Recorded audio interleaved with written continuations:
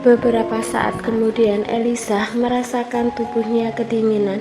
Dengan matanya yang berkabut, ia pindah ke tempat tidur besar dan selimut hangat. Kelvin bisa merasakan sisi tempat tidurnya tenggelam. Ia mengulas senyum. Gadis ini memang sangat buruk jika berkaitan dengan tidur. Pria itu lalu menarik Elisa yang baru saja meringkuk ke dalam selimut menuju ke pelukannya. Kelvin yang semula merasa kesulitan tidur, merasa mengantuk begitu memeluk wanita di sebelahnya. Ketika pagi Elisa akan merenggangkan tubuhnya, namun terkejut karena gerakannya terhalang oleh tubuh hangat dan besar yang telah melilitnya. Saat ia membuka mata dan melihat Kelvin, wanita itu tersentak dan segera mendorong tubuh pria itu kuat-kuat. "Kenapa kamu menyusup ke tempatku tidur?" tanya Elisa kesal. "Lihat dengan jelas, apakah ini tempat tidurmu?" Elisa membuka mata dan melihat sekeliling. Ia baru sadar bahwa dirinya lah yang telah menyusup ke tempat tidur. Wanita itu meringkuk menjadi bola dan menarik selimut menutup dirinya. Sambil mengamati tubuhnya, ia menarik nafas lega melihat pakaiannya masih utuh. "Kenapa kamu bersembunyi? Apakah kamu merasa malu?" ejek Kelvin. Elisa masih bersembunyi di bawah selimut. "Malam kemarin sangat dingin. Aku mungkin tanpa sadar telah pindah untuk mencari selimut yang lebih tebal," terangnya dengan suara yang teredam di bawah selimut. "Selimut? Tapi kamu juga memelukku begitu erat semalam seperti koala." Wajah Elisa memerah seperti tomat di balik selimut. "Aku tidak tahu, aku tak akan mengulanginya lagi." Kelvin ingin tertawa melihat wanita ini. Sungguh sangat disayangkan ia baru saja bisa bertemu dengannya. Ia sangat jengkel ketika ingat wanita ini pernah menjadi istri Arka selama 4 tahun.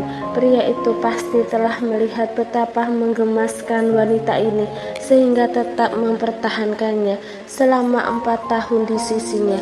Sekarang ia pasti sangat menyesalinya sampai memiliki keinginan untuk memutuskan pertunangannya dengan pasangannya yang sekarang. "Keluarlah, kamu akan merasa sesak di dalam selimut seperti itu. Aku akan mandi lebih dulu. Setelah itu kamu harus mandi. Kita harus sarapan sebelum melakukan pertemuan dengan klien." Jawab Elisa dengan suara yang teredam. Beberapa saat kemudian ia merasakan sisi tempat tidur yang semula tenggelam kini telah terangkat. Ia juga mendengar langkah berat menuju kamar mandi. Begitu mendengar suara pancuran dinyalakan, Elisa baru membuka kepalanya yang tertutup bed cover sambil menghirup udara dalam-dalam. "Wajahmu merah seperti babun," ejek Kelvin sambil menyandarkan sarung tangannya di pintu kamar mandi.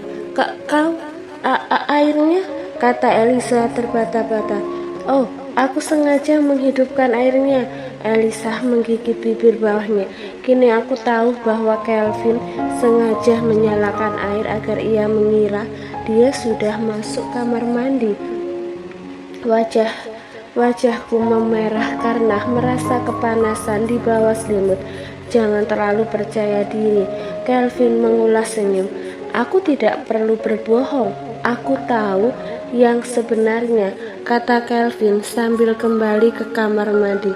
Setelah mandi dan sarapan pagi, Zah mengantar mereka ke pertemuan bisnis.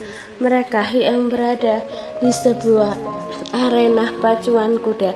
Zah telah mendapatkan setelan berkuda untuk Elisa. Saat mereka sampai di sana, setidaknya ada 4 pria asing yang sudah menunggu di lapangan. Elisa tidak mengenal mereka, tapi tampaknya mereka adalah bagian dari elit bisnis di New Zealand.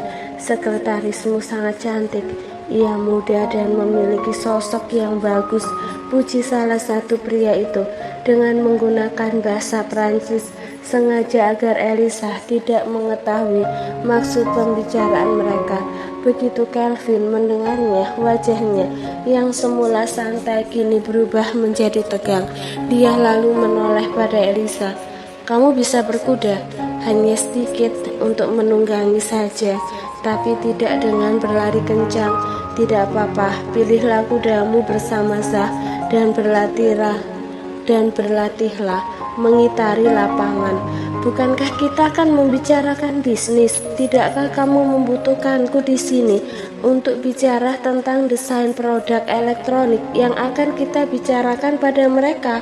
Tanya Alisa sambil menatap para investor mereka.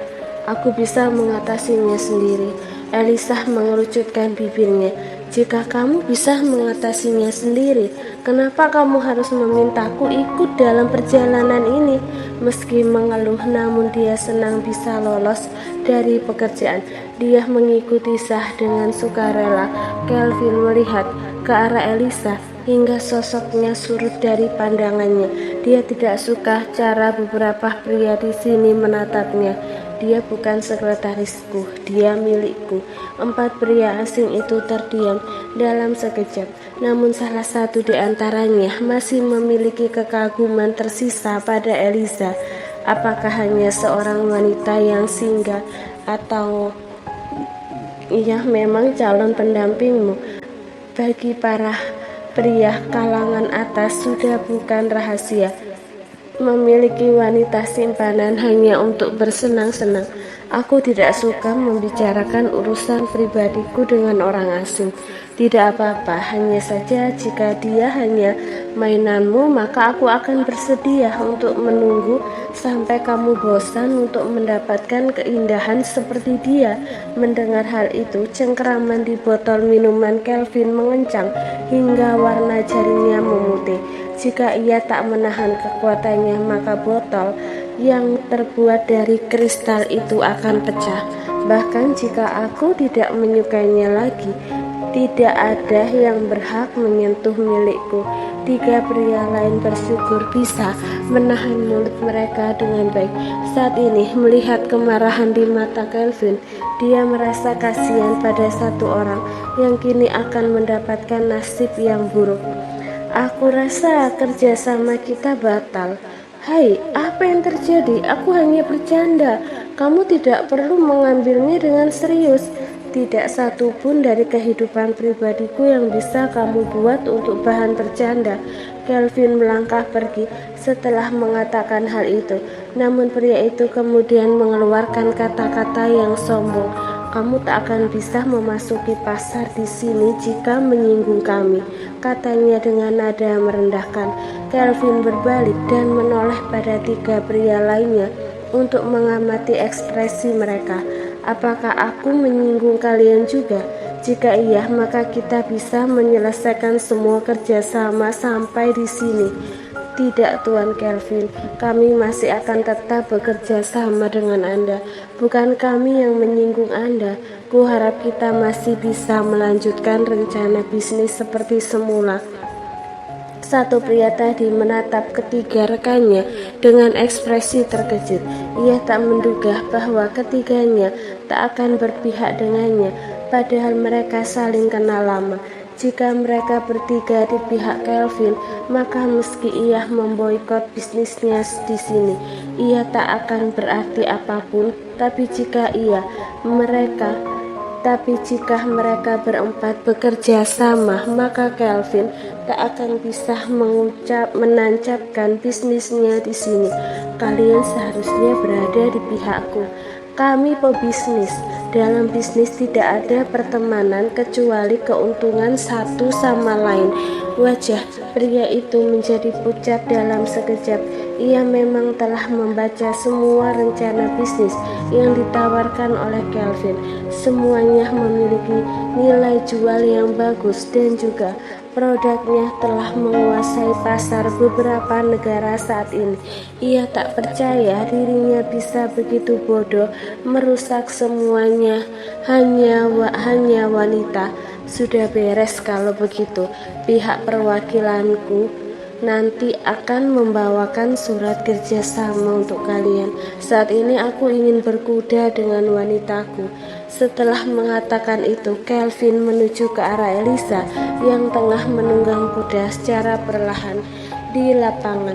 Ia tampak sangat bahagia meski hanya menunggang kuda dengan santai.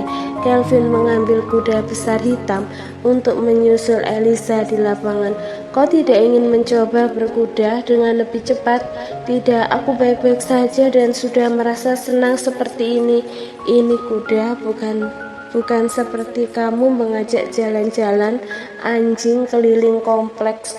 Saat ini Kelvin tiba-tiba melompat dari kudanya menuju tepat ke atas pelana Elisa dan duduk di belakang wanita itu.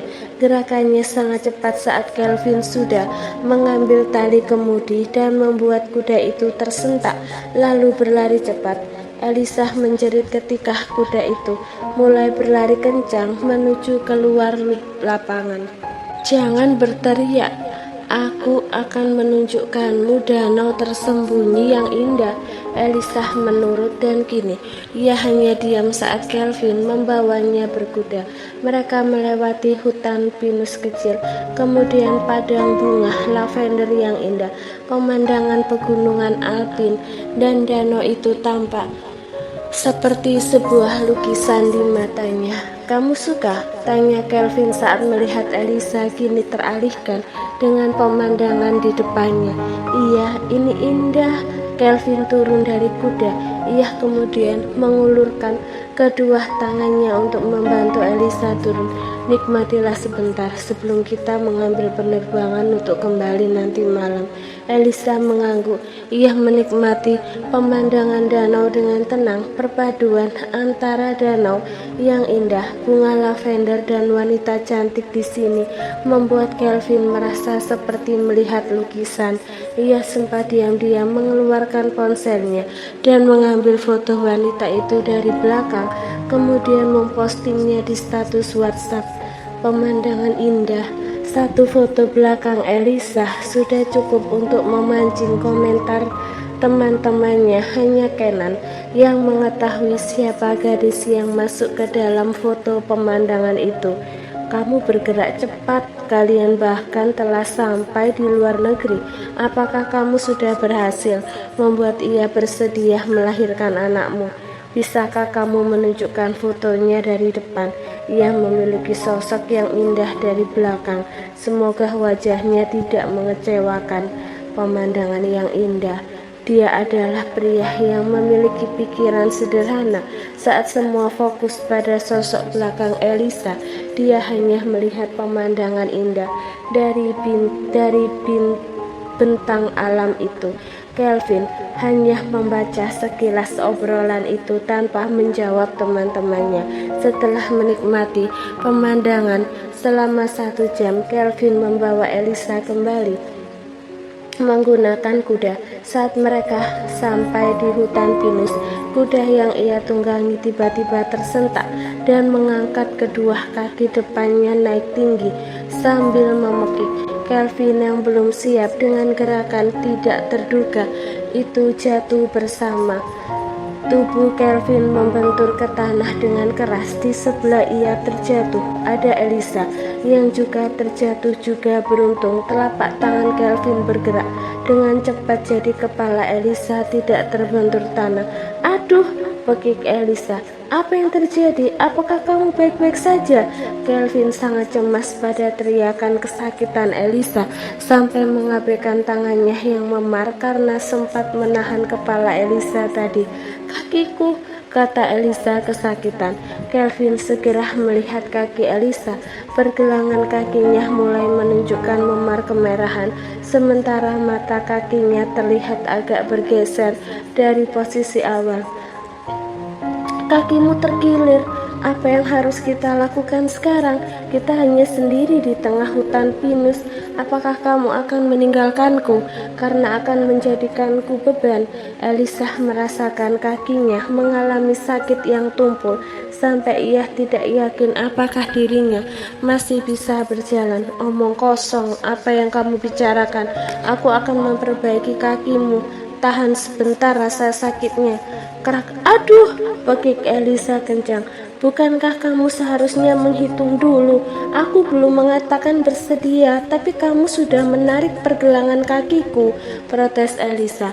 Rasa sakit tumpul yang baru saja ia rasakan membuat keningnya mengeluarkan bulir-bulir keringat dingin.